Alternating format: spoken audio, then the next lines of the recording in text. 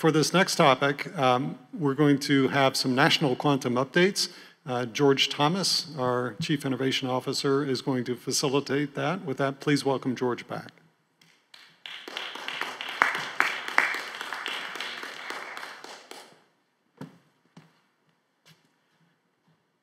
Good afternoon, everybody. We are the session that stands between you and drinks. So we're going to keep it as long as possible and as dry as possible. I'm joking. I would really love to invite my panelists on board. Oh. If you could go back to slides.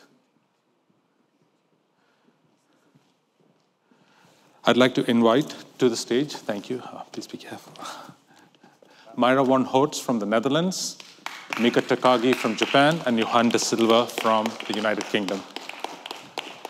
Get off, move over. So yesterday, we had the privilege of meeting together in a room for a session called the International Forum.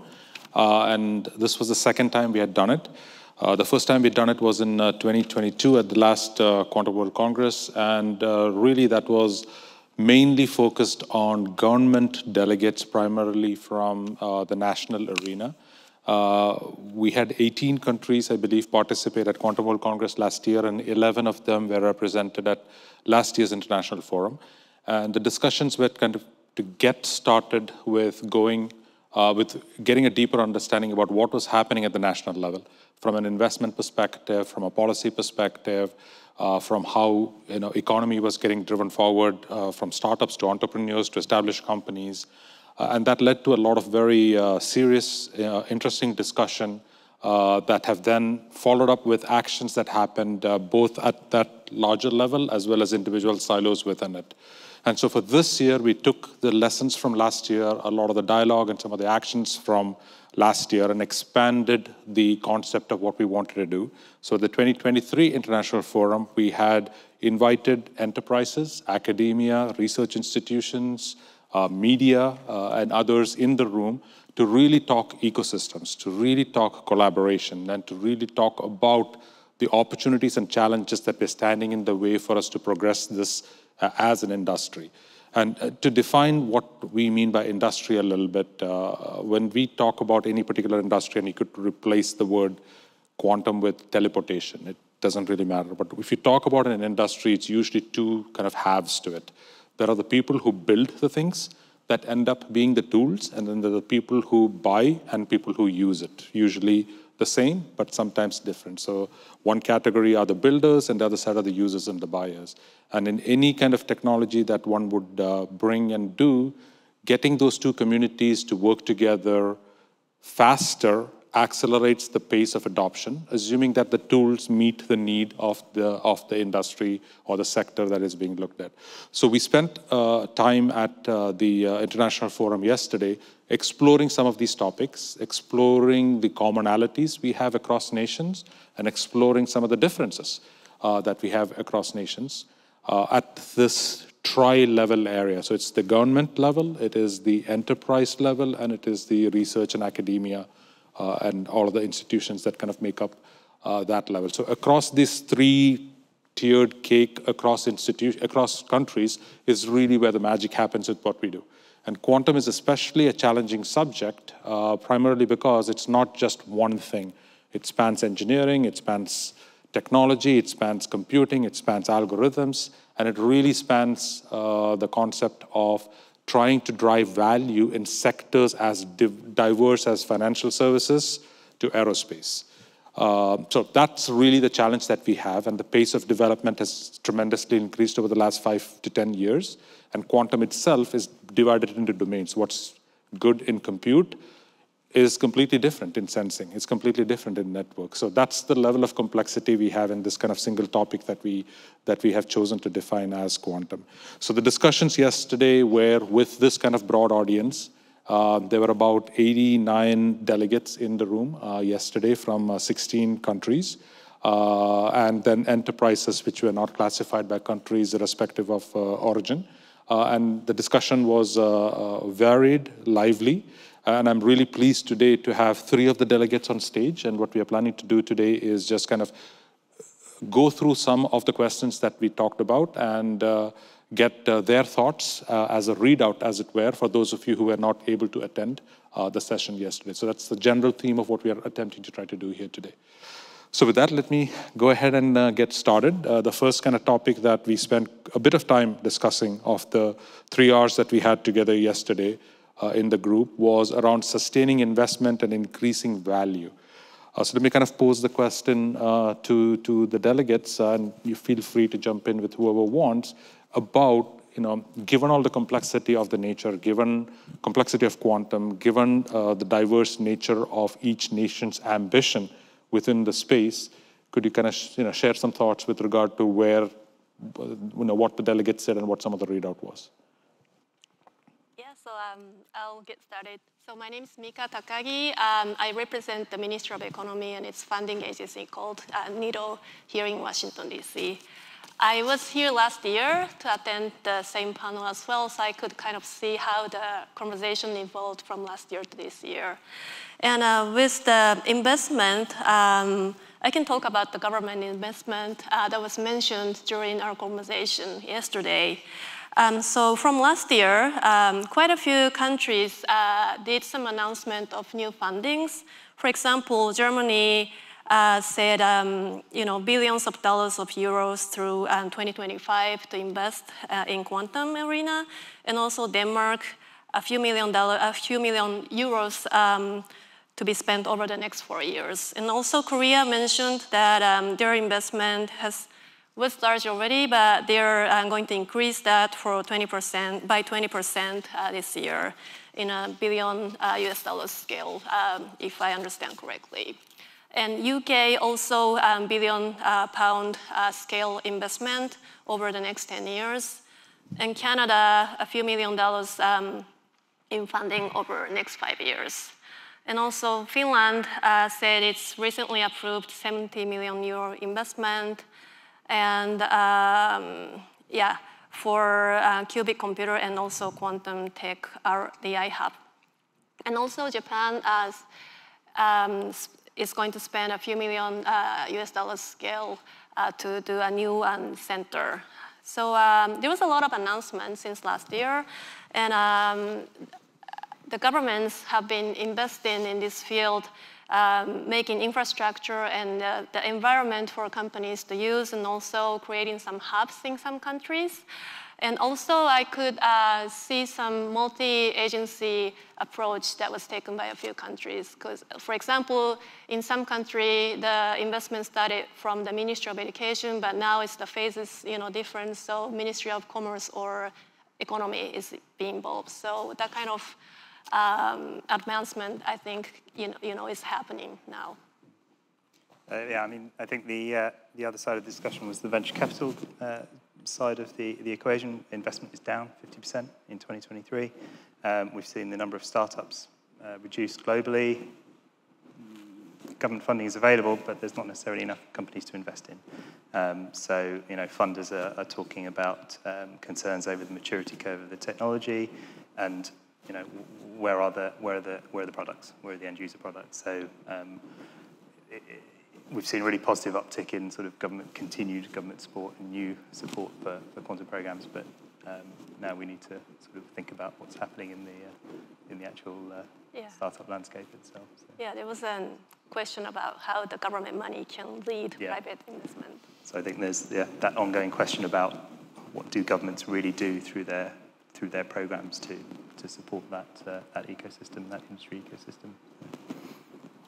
Yeah, I just pick up on that last point for a second. I think demand signal was a term I kept hearing yesterday, in that it's not just about the money that government spends, but that signal it sends to the VC community, signal it sends to private investment, that this is not going to dry up and they're not going to be left, just being the sole sources of it. I think that was a really interesting point that aligns public versus private funding and how they help each other and how that ecosystem kind of works out. Okay. Let me move on to the next main topic that we discussed, which was around the ability to scale commercialization opportunities and the prioritization of use cases and how we kind of work around with prioritizing and aligning use cases against the investment. Yeah, so I can talk about it. It's kind of related to the first question. But there was discussion around how to bridge quantum makers with takers, builders with end users. And I thought it was very interesting, but somebody said that for end users' perspective, in many cases, you have a hammer, but not a nail. So, you know, that's what kind of people are feeling about quantum technology right now. You have, you know, product, but the use case, I think, is needed. And there was some project that was mentioned. For example, somebody said they're doing a hackathon in their country, and also there's some collaboration space to kind of bring together quantum makers with, you know, users. And also somebody was saying that we might have to segment the quantum use, because it could be, as you mentioned in the beginning, it could be, you know, very in various technology, various fields, such as like healthcare to space or, you know, logistics. So it might be better to do the segmentation.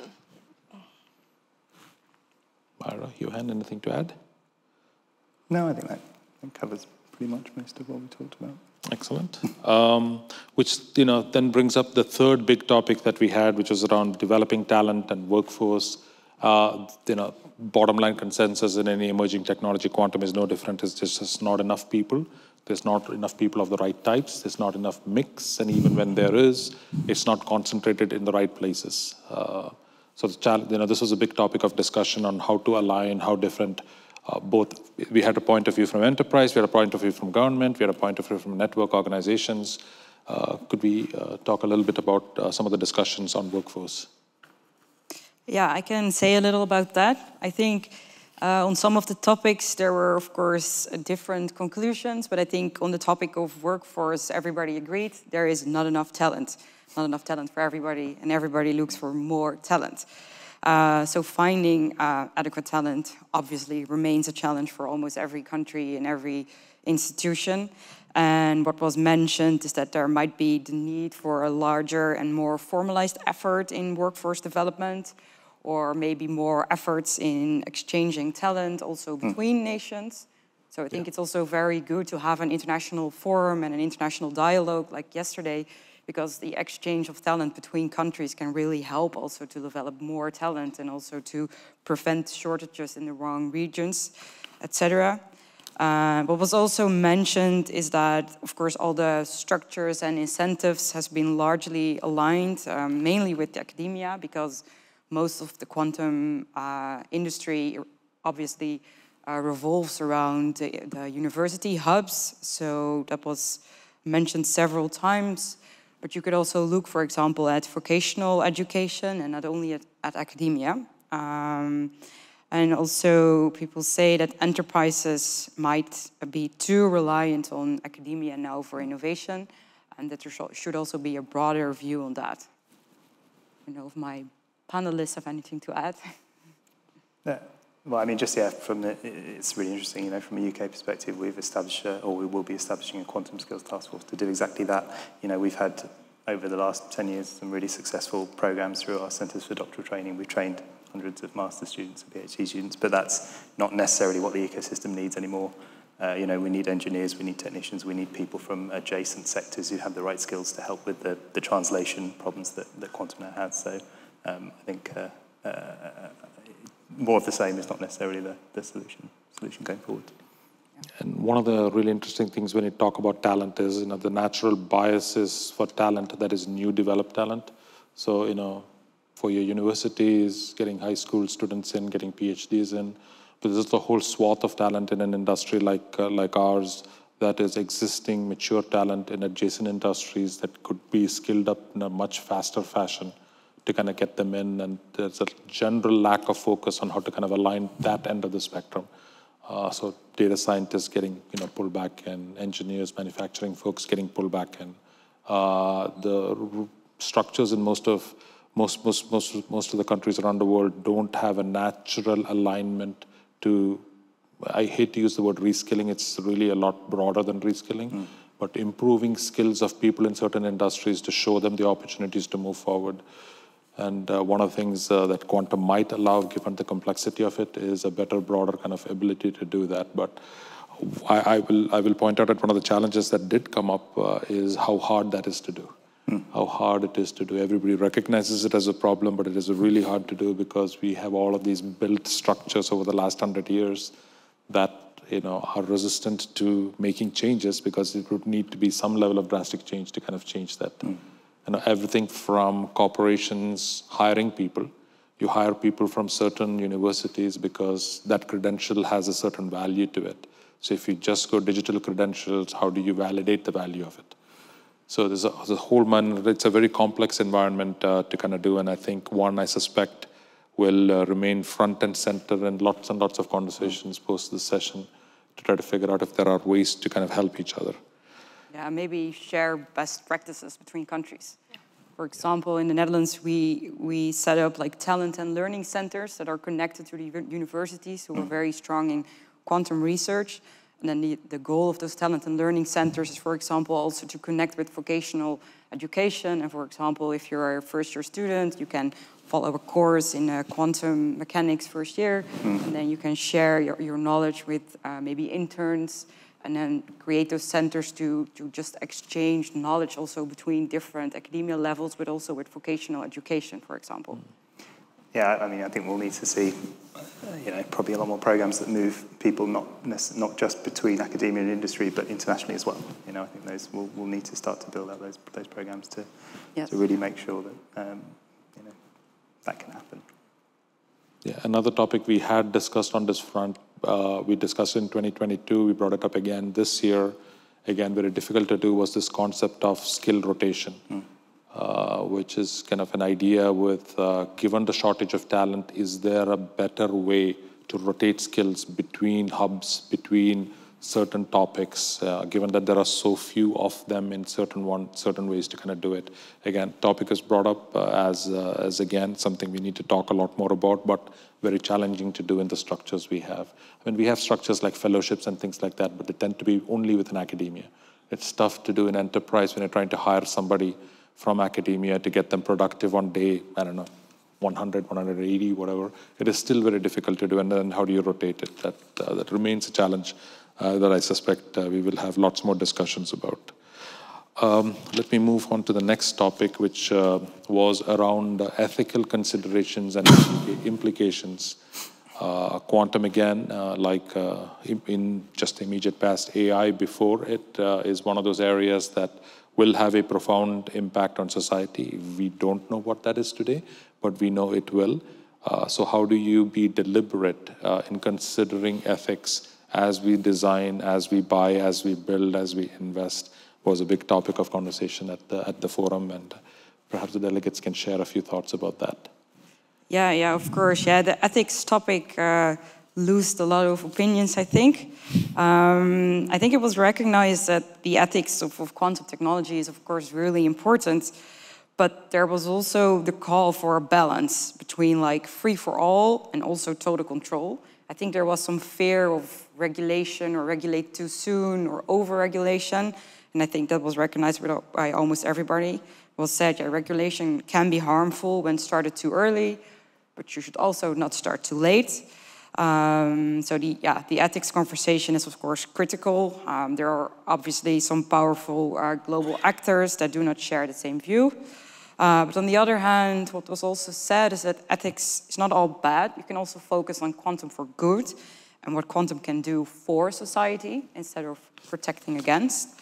And maybe also, so it was mostly also about balance. And I was just listening 2 talks before that to Katie Fowley, and she also mentioned like the example of ChatGPT.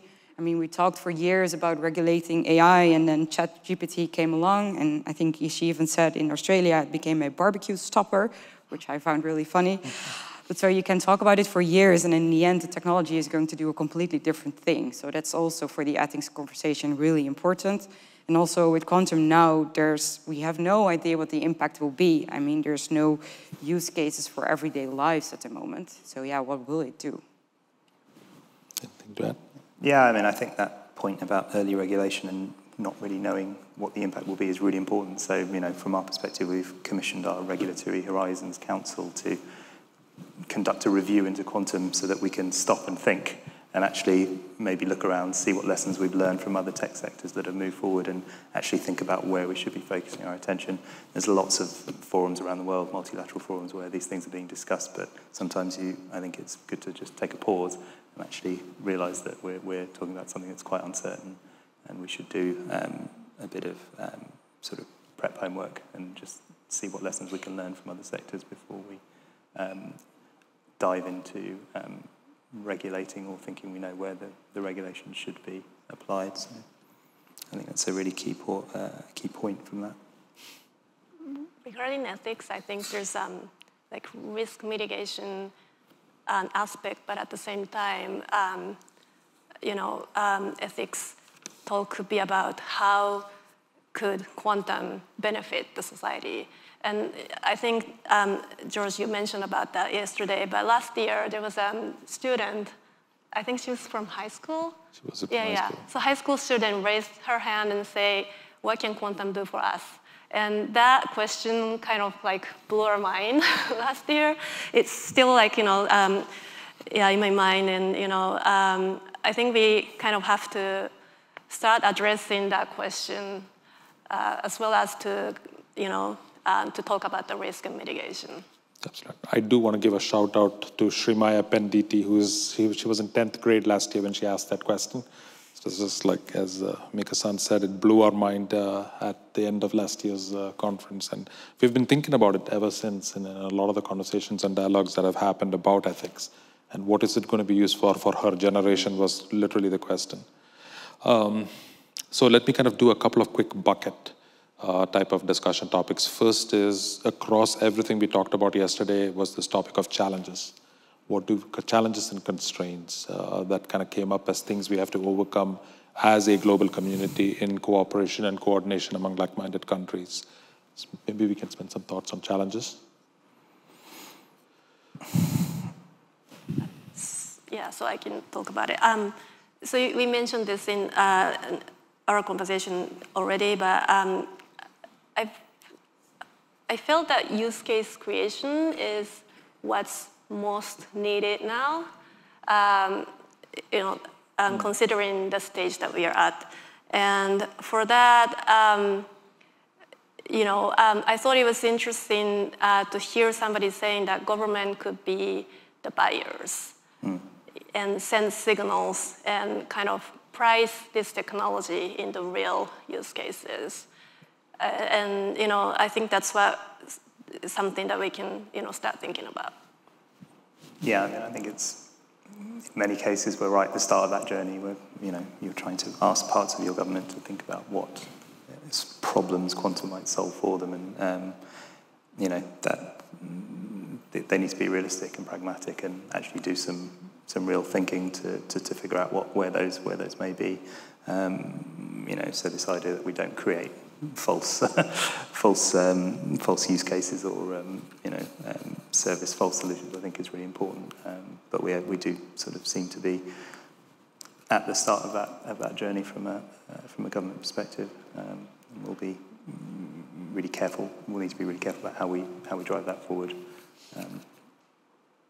And I think it was also, the concern was also raised also with an eye, of course, on the announcement at the beginning of the session that there's lots of government funding going in, and then somebody raised the point that government buyers should send a demand signal and create demand also with the right use cases, but you should also be careful not to create zombie companies. So that was, I think, is an interesting point that was raised. And secondly, people were also arguing that you should create the right value proposition of quantum and create and also watch out for the hype. I think that's also a topic we often discuss. Like, hype is happening, and it can help also raise awareness for quantum and enthusiasm, but it can also be a threat that there's too much of a hype. I think there was another point around actually showing that this kind of technology is out there now. It's not 20, 30, 40 years away in some cases that we often hear mostly about, but there are brain scanners, there are detectors that can see methane and other gases. These are out there. There are products on the market. So some of this technology is with us now. We are much closer to solutions in some areas. So there's a need to sort of make sure that people are aware that this is something that is impacting us much sooner than perhaps has been thought as well. And also somebody mentioned that it's important for governments to not pick the winners and losers. Yeah. But at the same time, we can't create, zombies. So it's a very difficult process. I think the process has to be really important for the governments to, to procure or buy or invest in anything. Yeah, and I'll just add, the other constraint, that again, it's a human nature constraint as opposed to anything else, is you have started to play in multiple domains and multiple fields and started to do investment. The real difficulty in not doing something once you've started on it, canceling a program once you've started to do on it, not investing in something. I think Paul Rennie had this wonderful example yesterday at a dinner we had, is like, if you have a laptop that you use at the British Embassy, let's take as an example, the laptop is made by a random third-party company, and you have a layer on the laptop which is made by a software company, which is the OS, and then you have a third layer on it which is made by the British government to protect everything on it. So you have basically used one layer, you have taken a commercial layer and customized it, and you've created your own layer. So if you kind of apply that same logic to quantum, you don't need to build and own everything in a stack. You can kind of diversify depending on your need, on your use case. As I like to say, the people who are closest to the coal face, what would you do? So with that, let me kind of end on an optimistic note from an opportunities perspective. What are some of the opportunities as a collaborative that the delegates saw yesterday? I guess we can work on building supply chain together, because it seems like the countries that represent here are all at the similar stage of trying to build the quantum computing infrastructure and the ecosystem. But eventually, we will have some, diversified areas to work on in each country. And around that time, I think it's going to be more important for us to build the supply chain together to complement each other's activities. Yeah, I think that's a really good point. Yeah. I think our opportunity here is to, this is not something we do alone. We have a chance here to talk about, from a policy perspective, how we move talent, goods, and money more easily between us to help the ecosystem grow, and also to make sure that we, don't throw up guardrails that get in between us, but align in a certain way. So I think that's the best opportunity we have to make some of this stuff a reality, and grow the ecosystem collectively. Yeah, and I think that's why things like the forum yesterday are so important, and to keep on having these multilateral dialogues with each other, to share best practices, share these views, and also have these discussions with each other and learn from each other. And you see, like, in almost every topic we address, the words balance were used a lot, but also like exchange of talent, exchange of workforce, exchange about ideas for ethics, and now also supply chain is also, in a sense, also an exchange of goods. So that is like in almost every challenge that can be a solution. So maybe your Quantum Accords regional hub collaboration can also play a role in that. Yes, absolutely. And as we had discussed on the Quantum Accords thing, the science and technology is at a point where we need to get very practical and grounds up on what we build next. And the idea behind the Accords was like getting the people at the ground floor who are doing projects, trying to connect them a little bit more. That is in a cross-sector fashion was really the kind of like one of the ambitions that we've had as organizers of the Quantum World Congress, as well as as we try to move the quantum industry and the quantum ecosystem forward as a collective. Any final thoughts from the delegates? Start with you. No, I think it's always good to get together and collectively think about what's important. You know, we've had, you know, from a UK perspective, quite a broad program for the last 10 years, and I think it's about, you know, the next level down of focus. You know, where are the real opportunities going to be? And I think, you know, we need to do that collectively. It's not something you can do in isolation. So continued dialogue like this, I think, is really important. Mika-san?